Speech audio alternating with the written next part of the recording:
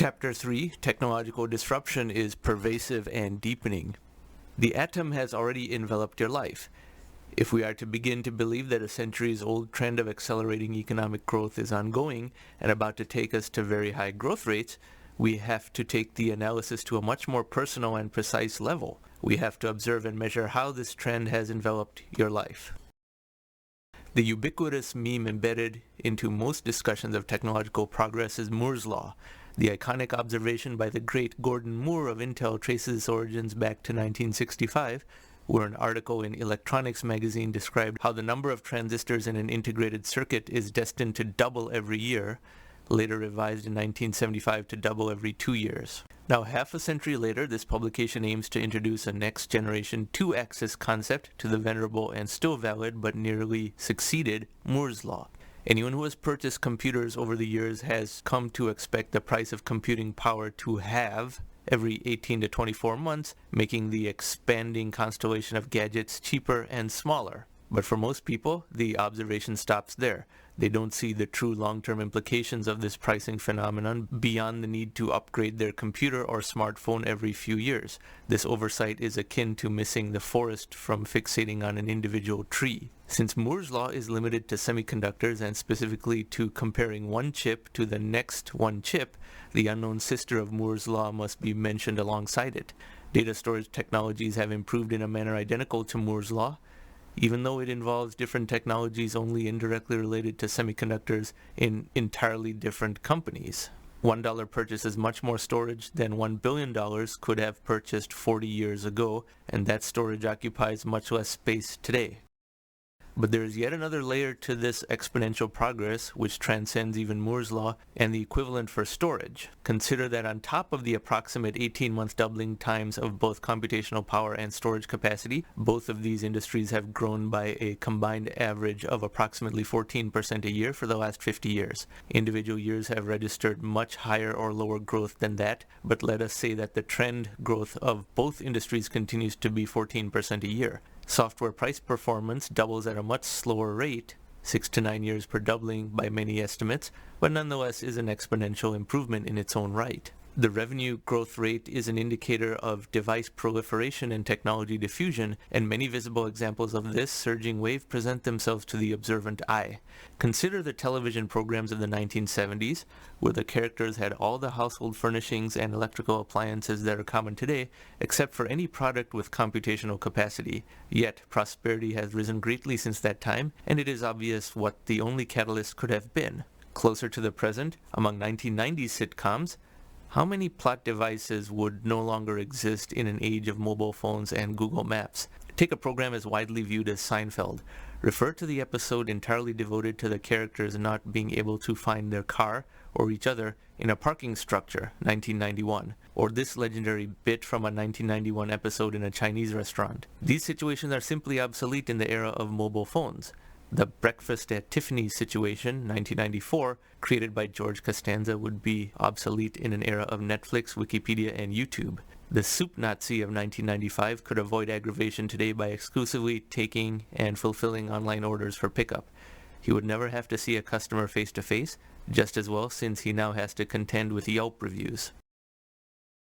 In the 1970s, there was virtually no household product with a significant computing component. In the 1980s, many people bought basic game consoles like the Atari 2600 and had digital calculators. They purchased their first VCR, but only a fraction of the VCR's components were exponentially deflating semiconductors, so VCR prices did not drop that much per year. In the early 1990s, many people began to have home PCs. For the first time, a major essential home device was pegged to the curve of 18-month halvings in cost per unit of power. In the late 1990s, the PC was joined by the internet connection and the DVD player. In the 21st century, dozens of new devices have been added, many of which constituted the high-tech augmentation of traditionally low-tech appliances. We can now proceed to the real-world test. Everyone reading this can tally up all the items in their home that qualify as technological deflation devices, which is any hardware device where a much more powerful, capacious version will be available for the same price in 2 years. You will be surprised at how many devices you now own that did not exist in the 80s or even the 90s, but you just cannot imagine living without today.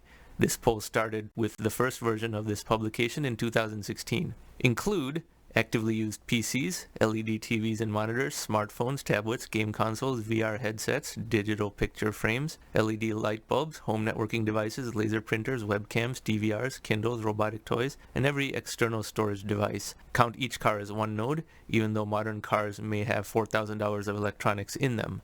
Exclude old tube TVs, film cameras, individual software programs and video games, films on storage disks, any miscellaneous item valued at less than $5, or your washer, dryer, oven, clock radio just for having a digital display, as the product is not improving dramatically each year. By my estimation, the approximate number of devices in the average US home that are on this curve by decade: 1970s and earlier, 0, 1980s, 1 to 2, 1990s, 2 to 4, 2000s, 5 to 10, 2010s, 12 to 30, 2020s, 50 to 100, 2030s, hundreds. This progression is even more striking when you consider how many devices are simultaneously consolidating. A new smartphone now has a camera, storage, music player, calculator, alarm clock, and GPS system within it, removing all of those as separate devices. Despite the understatement inherent to counting nodes, more and more nodes, themselves rising in average complexity, continue to enter daily life. There was no metric of technological advancement before the modern era that was progressing so rapidly and widely. This effect is visible across every type of electronic device. Take a look at this chart of Apple iPod unit sales in relation to iPhones and iPads. There is great beauty in a chart like this. It initially encapsulated how when a combination of technologies, storage, batteries, music, software, processing, etc., finally becomes inexpensive and compact enough to be combined into a device of the right price, size, and utility, the sales of the novelty skyrocket. Yet when the functionality becomes mature just a few years later, the entire iPod becomes a subset of the more advanced iPhone and iPad. Individual iPods no longer sell at that point, much like individual calculators no longer sell. The entire life cycle takes little over a decade despite the multiple generations of improvement within this period. Extrapolating a bit, we can project that the average home of 2025 will have various wonders. Multiple ultra-thin TVs hung like paintings, robots for menial cleaning, VR-ready goggles and gloves, sensors and microchips embedded into clothing, table-sized surface computers, intelligent LED light bulbs with motion-detecting sensors, and server-class home computers, to name a few. The home network of at least 15 nodes manages the entertainment, security, and energy systems of the home simultaneously. At the industrial level, the changes are even greater. Just as with telephony, photography, video, and audio before them, we will see medicine, energy, manufacturing, media, and legal industries become information technology industries, and thus set to advance at rates much faster than before. The economic impact of this is staggering. Deflation has traditionally been a bad thing, but the atom has introduced a second form of deflation, a benevolent one. Another way to look at it is to chart how many units of a certain technology can be purchased relative to GDP per capita. In an article from Professor Mark J. Perry, we have a comparison of what was available to consumers in 1964 versus 2016, let alone 2020. This is an incredible illustration of how much quality has improved relative to purchasing power over a 50-year span, even though merely inflation-adjusted dollars are used rather than nominal GDP per capita. If NGDP per capita were used, then the impact is further quadrupled.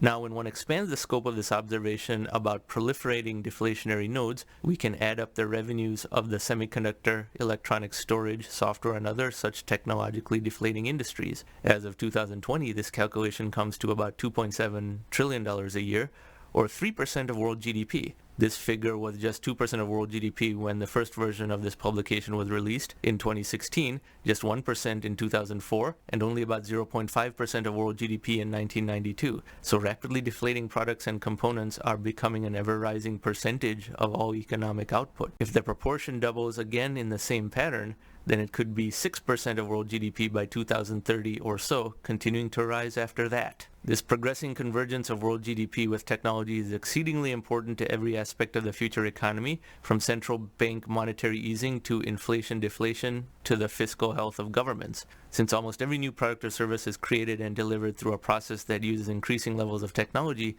this phenomenon is getting woven into the fabric of everything. The panoply of creative destruction.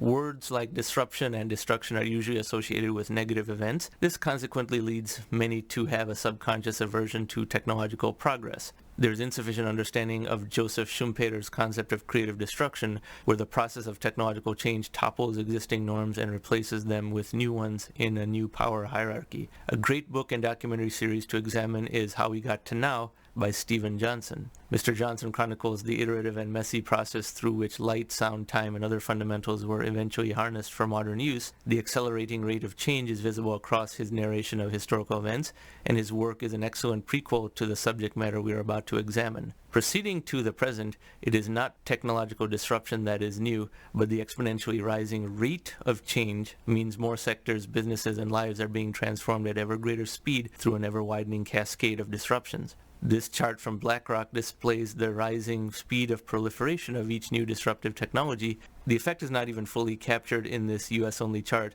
since a worldwide chart, which I could not locate, would reveal an even faster acceleration. The accelerating rate of change is visible here as well, and a continuation of this trend indicates that upcoming technologies will vault from 0% to 50 to 80% penetration within just a few years. This effect can be across industries that have been unperturbed for decades, or by the creation of entirely new industries altogether. Furthermore, for the very first time, evidence is emerging that seemingly unrelated disruptions have some degree of interconnectedness with each other. Incumbents often go to great lengths to suppress disruptions, even if they themselves attain the position through some previous disruption. Whenever an incumbent industry has a misguided belief that disruption can be prevented outright by going to the government to get protectionist barriers erected around it, that industry merely experiences a temporary delay in the disruption, after which the reversion to the trend line is necessarily sharper. The script unfolds predictably. The incumbents focus more on political favors than innovation, which is usually a poor strategy when multiple industries are simultaneously seeking favors from the same government. In the meantime, the successors ascend to great heights at a speed the regulatory complex cannot handle, and the entire situation becomes more headline-grabbing than it otherwise may have been. Examples of such industries include publishing, taxis, and universities, all of which predictably ended up seeing their disruption happen in a compressed time, with the post-disruption landscape ending up where the general trend line would have predicted anyway. Silicon Valley continues to be ground zero for creative destruction, but there are many other innovators in various locations across the globe quietly tinkering on something that could topple a major incumbent thousands of miles away. Quite a bit of disruption happens from incremental refinements crossing a certain threshold rather than a radical new product category, and hence Asia is a major source of disruptive sparks in its own right. Just a few examples of creative destruction that are currently underway include 1. Artificial intelligence, AI, after decades of quiet progress unnoticed by those outside the field, is now on the brink of making an immense economic impact due to both parallel computing and big data both reaching cost effectiveness as enabling technologies. Many aspects of productivity can be greatly accelerated in a manner that is orthogonal and complementary to most other professions and industries. This empowers one person to do the job of 4 in some cases, or to embark on an entirely new type of career in others. On one hand, it is exciting to anticipate the trillions of dollars of output that will soon be generated with minimal input. On the other hand, input optimization is a fancy way of saying that millions of jobs might get displaced. While new, higher-paying jobs will be created in different fields and different countries, the same workers cannot simply transition to those new jobs, nor is the creation immediate after the displacement of the old jobs. AI is the single biggest disruption on the horizon, as it directly affects the greatest number of jobs across almost all industries. It could simultaneously lead to a dividend of productivity that can flow more freely across borders than most other types of productivity. The dichotomy of AI will cause great confusion to readers of media output from the dueling camps. This topic will be specifically addressed in more detail later in this publication, for AI is the conduit via which fundamental modernization of the state's function and fiscal flows will become inevitable. 2.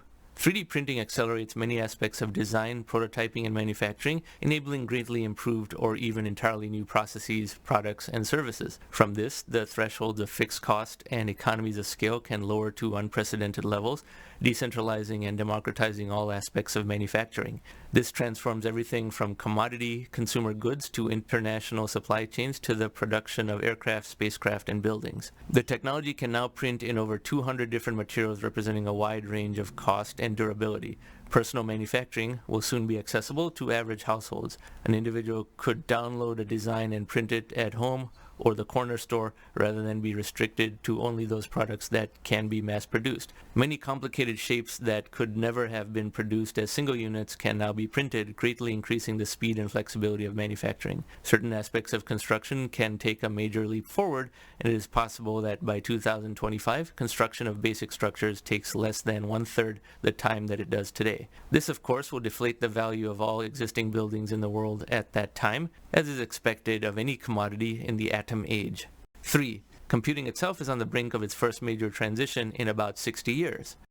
Semiconductors may no longer be able to further shrink transistors after around 2021 or so, finally retiring the venerable trend described by Moore's law. This is not the obituary of technological progress, as Moore's law is not the first, but rather the fifth paradigm of computing, as Ray Kurzweil has elaborated upon in detail in his books. The low-cost parallel computing enabled by NVIDIA's GPU allowed computing to advance on a vector no longer bottlenecked by transistor sizes. Neural networks that run AI are more suited for parallel computing. Hence, transitioning to a successor to semiconductors is just the next handoff. Integration of discrete computing components such as the CPU, GPU, memory, and storage into a single unit will be another revolution in computing efficiency enabled by new computing paradigms. Technologies like memristors may have a major role in this consolidation, as well as capturing an additional dimension of gains, literally, from their suitability for 3D chipsets.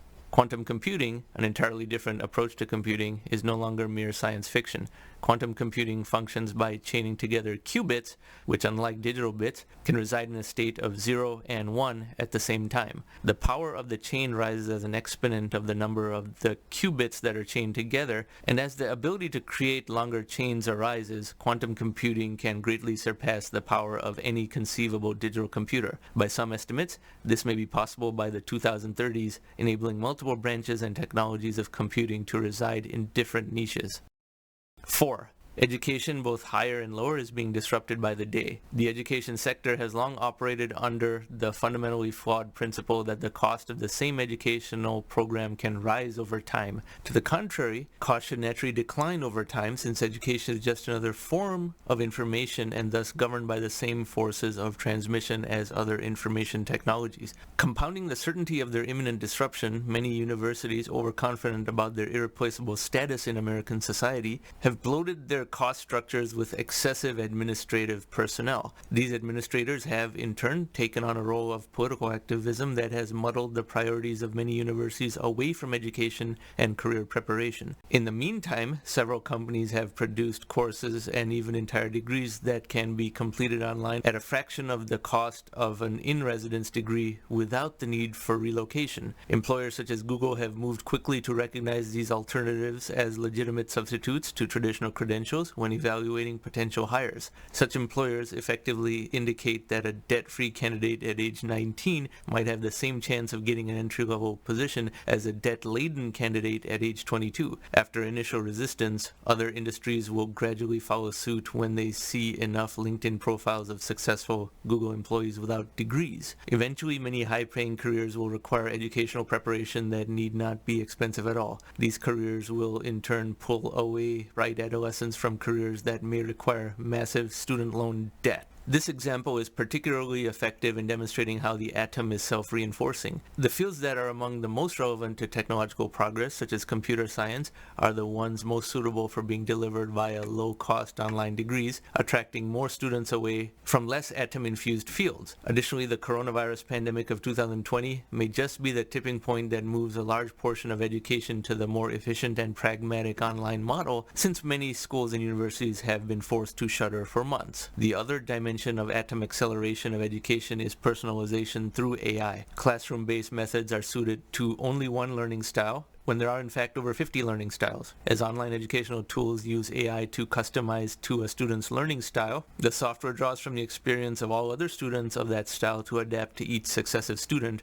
removing the problem of geographical dispersion of people with similar learning styles. As this sort of AI progresses, the speed of learning for users of such AI could rise 25 to 50% or more. 5. The transportation sector is currently a nexus of several simultaneous technological overhauls. Strong light nanomaterials are entering the bodies of cars to increase fuel efficiency and safety. Engines are migrating to hybrid and electrical forms and reducing energy wastage through new design innovations, with electric vehicles now comprising 3% of new cars sold in 2020. New models of ride-sharing such as Uber will alter assumptions about car ownership while monetizing unused seats. The declining price of computing ensures that the timeline for luxury features to trickle down to average cars continues to compress. The $25,000 car of 2025 will be superior to the $50,000 car of 2000 in almost every technical measure. By many accounts, consumer behavior has altered to where people consider it normal to upgrade their perfectly functioning 8-year-old cars to a newer model with better electronic features. This may seem odd, but people did not tend to replace fully functional television sets before they failed until the 2004 thin TV disruption, and the same product lifecycle dynamic will manifest with automobiles. By 2032, self-driving cars will be readily available to the average U.S. consumer and will constitute a significant fraction of cars on the highway. The savings from self-driving cars will be manifold, from quicker commutes to fewer traffic fatalities to less pressure to widen roads at a cost of $10 million per mile or more. Self-driving cars will revise existing assumptions about highway speeds and acceptable commute distances. This effect of a longer leash will whittle down real estate prices of expensive areas, which are expensive partly due to pre-atom transportation assumptions. 6. The financial services industry currently charges $600 billion in fees for the $20 trillion in annual worldwide credit debit card transactions. This is a legacy of a structure established in an era when computing power needed to process transactions was expensive. Today, several ventures are seeking to modernize transactions to eliminate this cut that ensconced incumbents take. Major financial services companies may see shrinkages in revenue and will have to innovate and create new value-added services. The companies that do a better job of this than their competitors will accrue all the industry profits while the others go bust. Other product areas of fintech involve reducing the hefty costs and fees associated with mutual funds, custom portfolios, and mortgage processing, where a number of startups have already emerged. On the systemic side, an area of disruption is distributed ledger technology.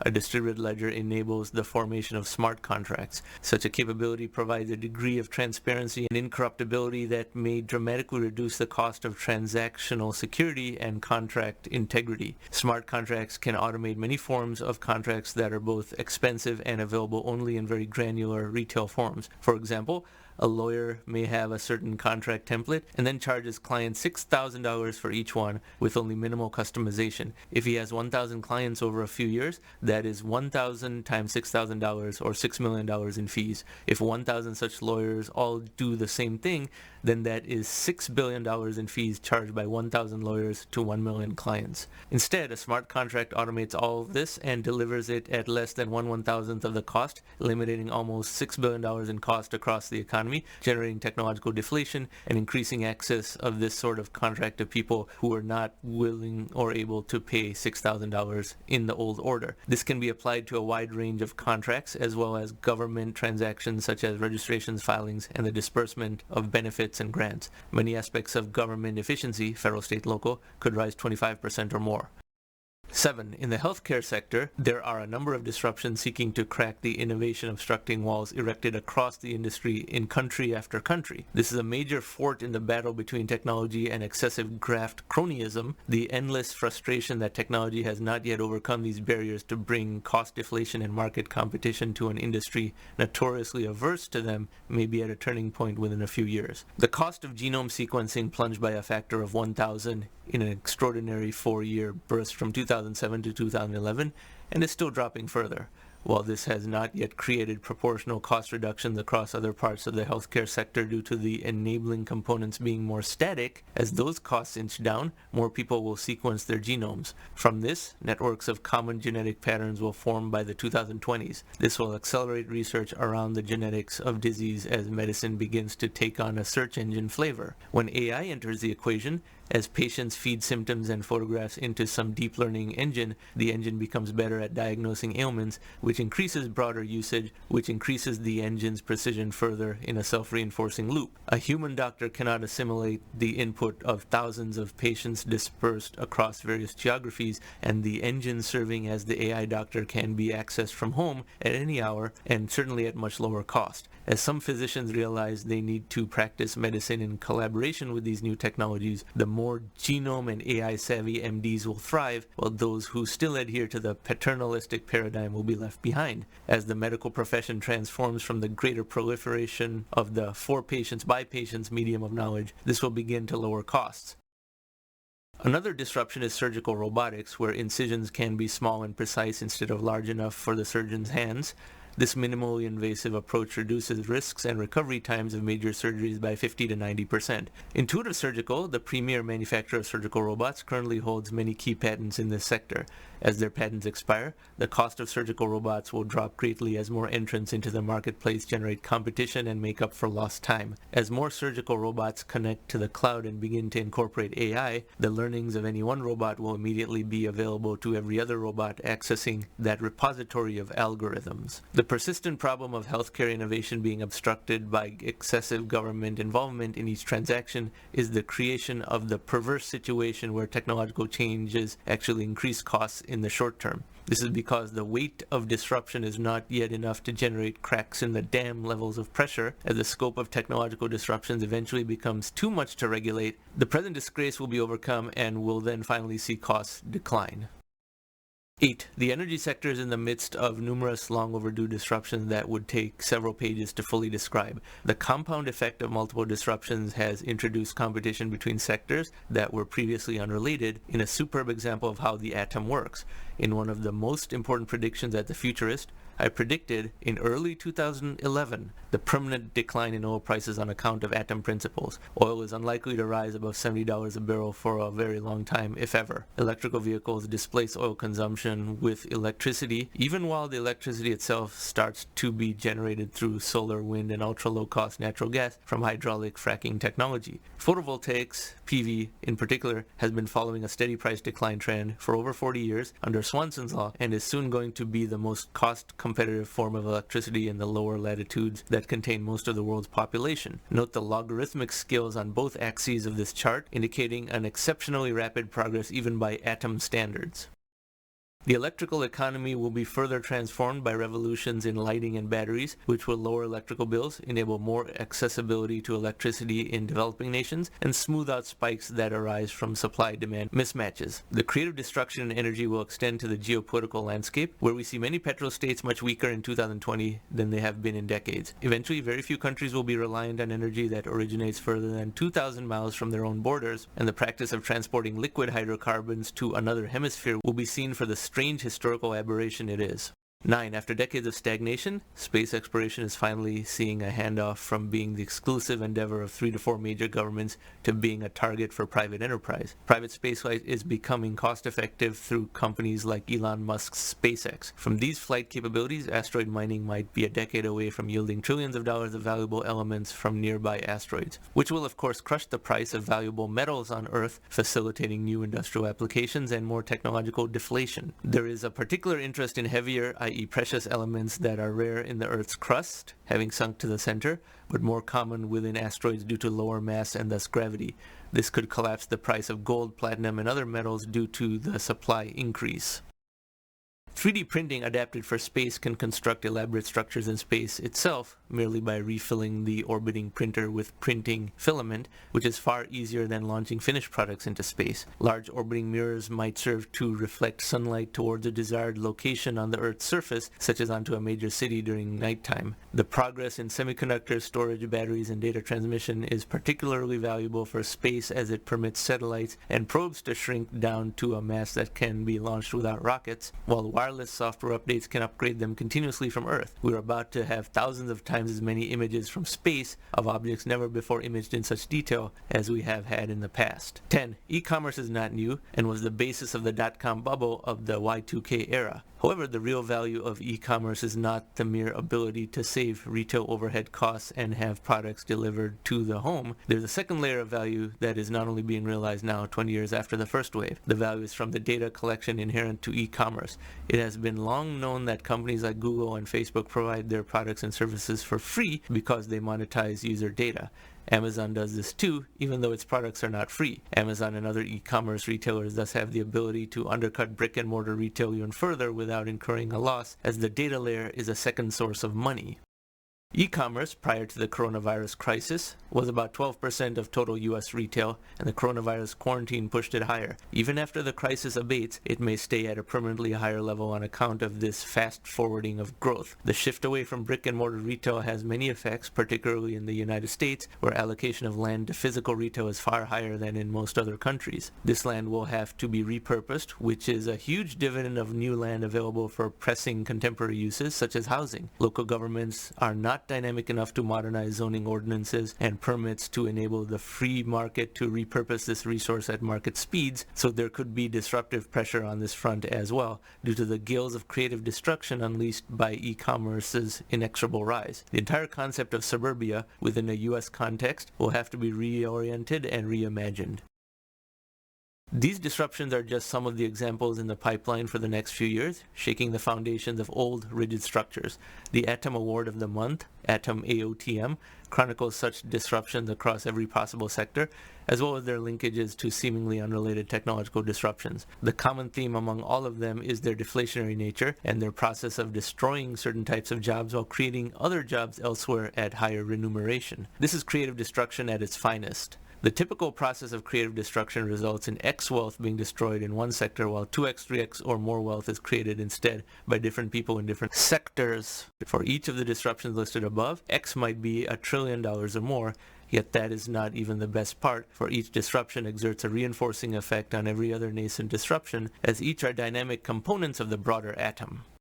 All technological disruptions are interconnected. In the midst of a technological disruption, neither the incumbents nor the disruptors pay much attention to parallel creative destruction in distant industries and countries under the assumption that it is entirely unrelated. On the contrary, my proprietary research has discovered that all technological advancement and all creative destruction is interlinked by varying degrees of distance. It is not a constellation of many isolated techno-centers operating in different industries and geographies, but one unified atom where one successful cycle of creative destruction strengthens the prospects of each subsequent candidate technology in the pipeline, and the aggregate economic volume of such disruption rises exponentially. One of the best examples of this can be illustrated by returning to the example of the crude oil market. When oil prices began to rise around 2004, various people who project every trend linearly from a rearview mirror analysis descended into hysteria about peak oil, with some going so far as to insist that economic prosperity would regress back to that of the 19th century once oil becomes too expensive. By contrast, technologically and economically literate observers were untroubled, since they knew that higher oil prices would necessarily cause a market response across the entire phalanx of mitigating technologies from every direction. Drillers worked to improve their hydraulic fracking methods. Material scientists worked on lighter yet stronger materials for cars. Battery innovators worked to increase charge duration. Engine designers worked to increase engine efficiency through a reimagining of the humble spark plug. Each group represented a component of a holistic response to expensive oil prices. As each column advanced on the problem from a different direction, speeding up as oil got more expensive, there was never any real chance of oil staying significantly above $110 a barrel for a lengthy period, and as of early to mid 2020, it is down to a mere $20 to $25 a barrel after years of ongoing disruption of oil supply and demand. Gold and copper may seem to have no relation to oil, but the same process of disruption manifested there as well. The high price of gold created a larger market window to prospect for more supply, and aerial drones increased prospecting efficiency by orders of magnitude in remote locations. A second example, which happens to be imminent, is the retail sector of India. Anyone acquainted with India knows that the retail experience is still of a 19th century nature, with inconvenient layouts, cash payments, rude haggling, and prices varying by over 50% between merchants less than 100 meters apart. The supply chain is so inefficient that half of all fruits and vegetables rot before reaching the point of sale, and routine shopping that may take an hour in the US takes half a day in India. Since these mom and pop operations are a powerful voting bloc, the government has erected steep barriers to obstruct the entry of foreign retail chains such as Walmart and IKEA. These multinationals would, by their very operating presence, improve infrastructure, logistics, and price competition across India, yet this overdue progress is being thwarted through electoral politics. The atom, in response, has merely redirected to move the disruption to a higher, broader plane. If international-grade brick-and-mortar retail is being obstructed, that makes it simultaneously easier for e-commerce to emerge. If landline internet proliferation was not rapid enough, the smartphone delivered wireless internet access deep down the pyramid, which in turn made e-commerce accessible. This is one of the great examples of how the atom invariably bypasses obstructions in proportion to how stifling they are. In India today, the e-commerce sector is projected to grow at over 30% a year for the next few years, enabling an improvement across roads, consumer finance, and marketing that otherwise was progressing at the most sclerotic of rates. The same principles apply to more widely dispersed areas of innovation. As described above, many poorer countries are resistant to the implementation of even 20th century technologies. But as one product, the smartphone, managed to percolate through the dense barriers to reach people with no prior internet access, cracks began to emerge in the technological time capsules that such societies represent. Many other technologies are now gaining a long overdue foothold, even there, through this new conduit of atom transmission. Apps to facilitate education, health, agriculture, and transportation can easily spread to a huge number of people who are far below the economic threshold one previously associated with advanced technology usage. Since the smartphone is often the first electricity-consuming device for some of these rural users, it forces the emergence of a power grid where there was none before. The government ineptitude that failed to provide electricity is bypassed by the centralized nature of photovoltaics and the rapid price declines seen under Swanson's law. This in turn creates electrical power that in turn enables other devices to be used in these areas for the first time. What this demonstrates is that the atom has a certain aggregate amount of disruptive capacity that rises each year with accelerating rates of technological progress. More specifically, the magnitude of each individual disruption at a particular time determines how much of the atom is occupied until the disruption manifests, after which that portion of the atom moves on to the next disruption. By monitoring and measuring the various instances of creative destruction underway at any given time, one can estimate both the size of the atom and the force it will exert on subsequent disruptions once the completion of current disruptions frees up atom capacity. If toppling a formidable problem like $110+ oil occupied a substantial fraction of the atom for over 7 years, then the completion of that disruption frees up that portion of the atom for the next one. This could be one similarly huge obstacle or a dozen smaller ones. Under the concept of human civilization merging with technology prophesied by Ray Kurzweil, this could be the early evidence of a unifying fabric of technology that leads to a technological singularity in a few decades' time. While that topic is beyond the scope of this publication, see my singularity article here. What is apparent now is how a pipeline of disruption and the allocation of the atom between them, based on how sweeping, complex, and due the disruption is, can be estimated. This provides a path to more precise forecasts. Creative destruction and human collateral damage. While the gains of wealth and productivity look excellent at the highest level of macroeconomic statistics, the human cost incurred by the sifting sands are a different matter. By current trends, the U.S. economy seems mired in a long-term status quo where vanishing industries force many laid-off workers to start in new industries at the entry level for half of their previous compensation. The net new wealth created by the new industries often does not reach the average household. One could declare that income diversification is the golden rule of the early 21st century, and those who fail to create and maintain multiple streams of income are imperiling themselves. In such a climate, the best career one can embark on, which will never be obsolete, is that of the serial entrepreneur. This is true, but not everyone is cut out to be an entrepreneur or has the cushion of savings that could enable them to pursue entrepreneurship. Furthermore, the current tax code is not friendly towards entrepreneurship at all, hence only a fraction of the people who could succeed as entrepreneurs are in fact full-time entrepreneurs. The U.S. citizenry often sees a baffling paradox of weak employment and low labor force participation despite high corporate earnings growth. Technological disruption is blamed for this without simultaneously being praised for the new jobs it creates. Big paydays for entrepreneurs will make the headlines frequently, right alongside stories of people who saw their entire profession vanish and have not found new employment for years. This has been sheepishly designated as the new normal, complete with an industry devoted to directing opprobrium to designated scapegoats. But given what we have seen about the accelerating rate of economic growth, this is certainly not where the trend line should have delivered us by now. Amidst these sweeping waves of technology, human society is stratifying. Some people find this creative destruction to be exhilarating, while others find this to be extremely stressful. Given how complicated and unpredictable these economic reorientations appear to the majority of people, the role of government has to be to cushion the process of creative destruction in a very agnostic yet acceleration-aware manner. Ultimately, the atom has an economic effect analogous to a double-edged sword. Technology leads to ever-rising rates of economic growth, but also causes disruptions that lead to stress and uncertainty. If only there were a set of ideas that could enhance the former while minimizing the latter properties of technology. If we could monetize the accelerating rate of technological change in a manner that reduces rather than increases the dislocation stresses that workers face from this process of creative destruction. Despite this, the last thing the government should do is attempt to pick winners and losers, for this is a moral hazard that weakens the system and the faith that people have in it. Fortunately, there are a few solutions available, both comprehensive and efficient. Continue to Chapter 4, The Overlooked Economics of Technology.